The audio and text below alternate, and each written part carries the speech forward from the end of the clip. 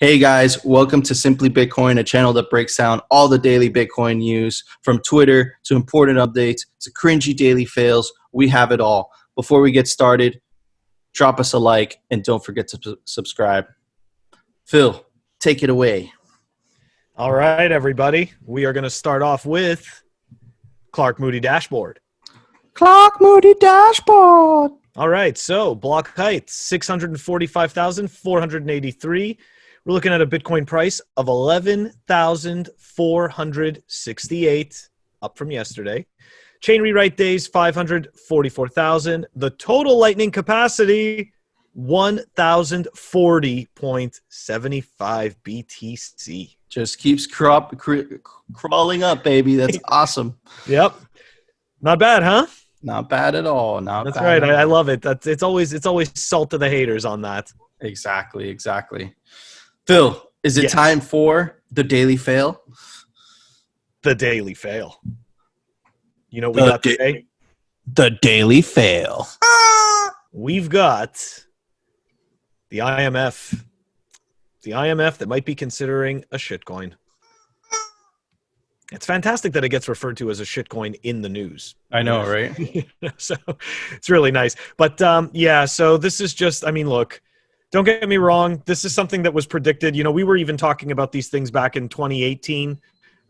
It's nothing new, but they definitely get to have the daily fail because there's really no need for this. And it essentially has all of the worst qualities of a cryptocurrency can have, and none of the benefits. Centralized, right? Controlled by let's be honest, the central bankers. And it's going to be, it's going to essentially be, used against people. And it's, of course, going to be printed ad nauseum, I'm sure. Or in this particular case, we should say just created ad nauseum. So, look, it's just another bad idea from the people that have already brought us terrible ideas. So, IMF, you failed today. What's the daily lesson from this, Phil? The daily lesson is, try as they might, it's just not Bitcoin. So, Phil, I think it's time for the daily meme review. We got a dope meme from our buddy Psychedelic Bart, or Barto, or however you want to say it. And, man, it's that classic meme where the guy turns around. Bro, it's freaking hilarious. It is. It's totally perfect, and it's savage. Totally savage. Savage from Bart's part. And I think it's time for the ratings, Phil. I'm going to go up first, and I'm going to give it a perfect 10. All right. Well, what about you, Phil? This is my first one. Perfect 10. Perfect 10 for Barto, bro. Congratulations, man. And let's give a little bit of context to everybody who's a little bit confused here with that meme. That's right. Where did that come from? And that came from the Samouri guys tweeting basically, Monero is closer to our hearts than whatever Bitcoin is turning into today. Compliance bros, sat stackers, hodl monomaniacs, the custodial apologize, closed source cucks. Are we shifting to Monero? No, we're staying right here to remind you of what it's supposed to be.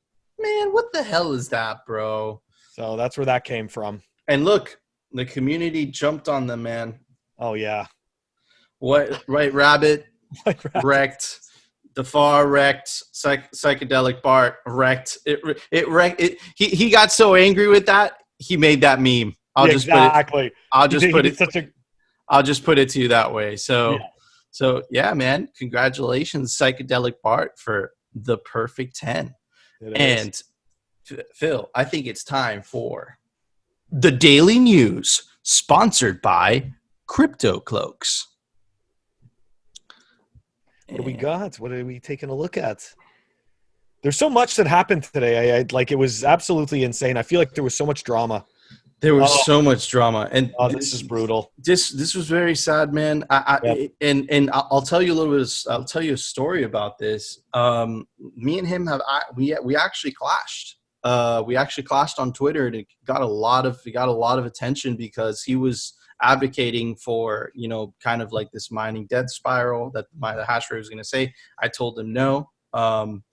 And I think it was Ethan Vera from Luxor Pool was he tweeted something about that today, and I didn't read the part of the tweet, guys, where it said, RIP, rest in peace. So I responded to Ethan like, dude, like, I don't know if I believe in this guy. But then I found out he passed away, and then I felt completely horrible, because it's all fun and games. It's cool to clash, but when a tragic situation happens like this, this is where all the Bitcoiners should come together and really help, mourn this passing, because at the end of the day, he was a fellow Bitcoiner.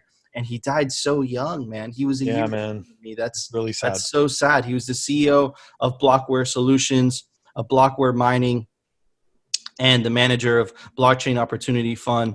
He died on August 21st, 2020, after a 7-year battle with leukemia. Man, so unfortunate, so sad. We lost a big fellow Bitcoiner today, and good stuff for the space. Rest in peace. And he's up in the Citadel heaven with Satoshi and Hal. Our condolences go out to his family. Absolutely. Friends. Absolutely.